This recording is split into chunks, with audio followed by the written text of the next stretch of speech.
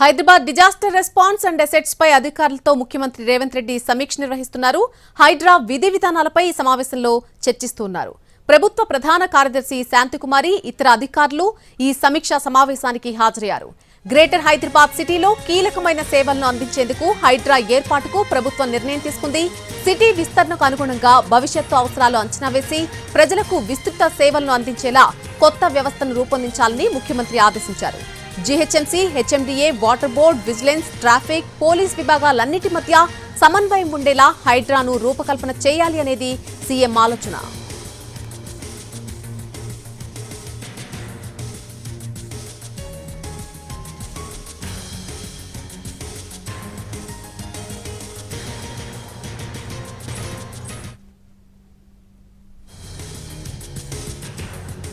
Hyderabad disaster response and assets పై అధికారులతో ముఖ్యమంత్రి రేవంత్ రెడ్డి సమీక్ష నిర్వహిస్తూ ఉన్నారు. హైడ్రా విధి విధానాలపై ఈ సమావేశంలో చర్చిస్తున్నట్టుగా తెలుస్తోంది.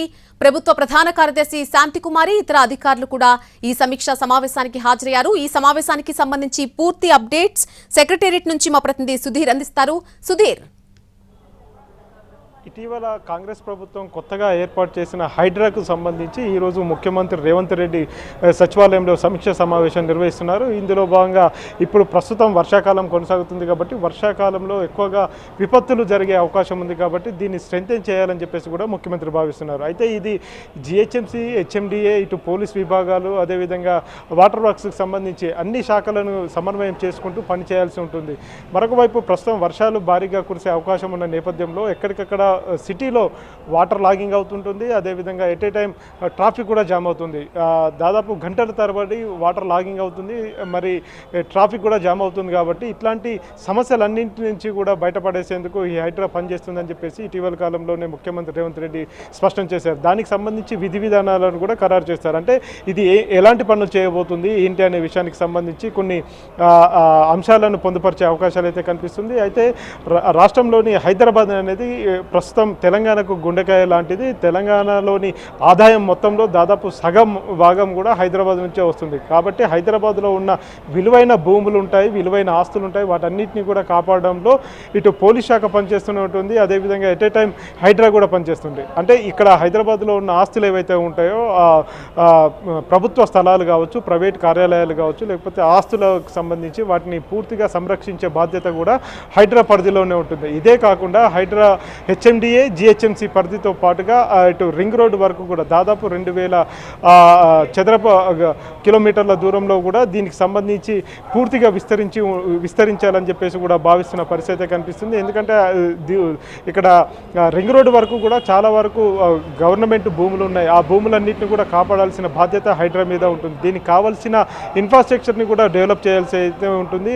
అంతేకాకుండా ఇటు విజిలెన్స్ అండ్ ఎన్ఫోర్స్మెంట్ కూడా స్ట్రెంథెన్ చేయాలి. ప్రస్తుతం జిహెచ్ఎంసీకి కావచ్చు, హెచ్ఎండిఏకి ఉన్న ఎన్ఫోర్స్మెంట్ వింగ్ ఏదైతే ఉందో ఆ వింగ్లోని ఉద్యోగులందరినీ కూడా ఇప్పుడు హైడ్రాకు మళ్లించడం జరిగింది. హైడ్రా కిందనే వీరందరూ కూడా పనిచేయాల్సి ఉంటుంది.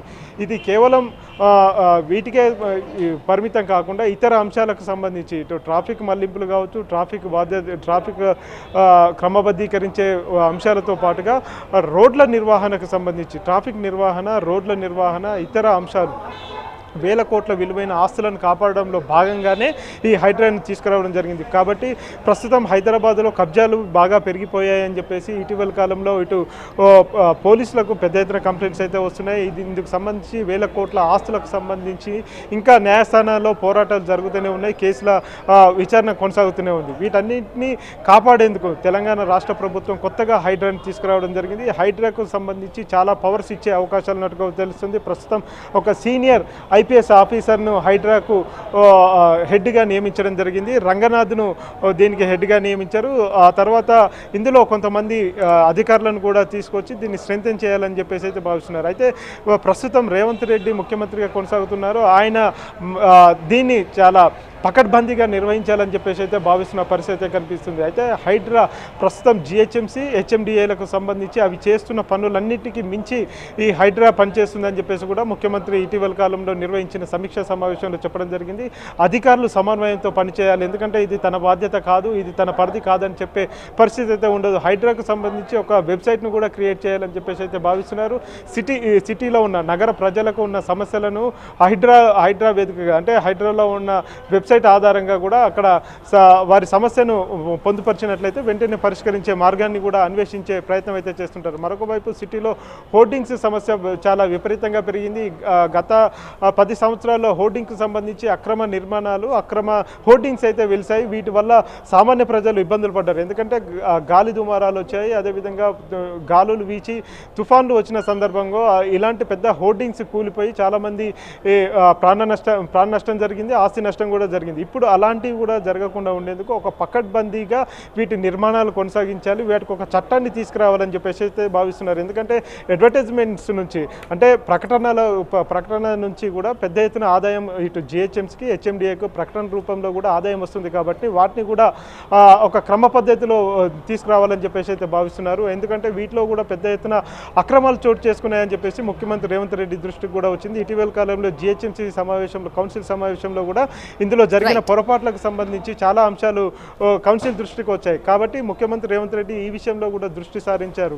అంటే ప్రజలకు నాణ్యమైన పరిపాలన అందించాలి, వారి సమస్యలను వెంటనే పరిష్కరించాలి, సర్వీస్ అంటే సేవల విషయంలో కూడా చాలా వేగంగా సేవలు అందించాలని చెప్పేసి అయితే ముఖ్యమంత్రి భావిస్తున్నారు. అందుకోసమే హైడ్రాని తీసుకురావడం జరిగింది. ఇటీవల కాలంలో జరుగుతున్న ఏవైతే క్రైమ్స్ ఉన్నాయో క్రైమ్స్ అరికట్టడంలో కూడా హైడ్రా ముఖ్య పాత్ర పోషించే అవకాశాలు అయితే కనిపిస్తున్నాయి. ఇందుకు సంబంధించిన విధి విధానాలను కూడా ఇందులో ఈరోజు ఖరారు చేసే అవకాశాలు అయితే కనిపిస్తున్నాయి. ఇటు జిహెచ్ఎంసీకి ఉన్న కమిషనర్ కావచ్చు, హెచ్ఎండిఏ కమిషనర్, పోలీస్ కమిషనర్, ఇతర ఉన్నత శాఖ అధికారులందరూ కూడా ఈ సమన్వయ కమిటీ సమావేశానికి అయితే హాజరయ్యారు. ఈరోజు దీనికి సంబంధించిన విధి విధానాలను విడుదల చేసే అవకాశాలు అయితే స్పష్టంగా కనిపిస్తున్నాయి.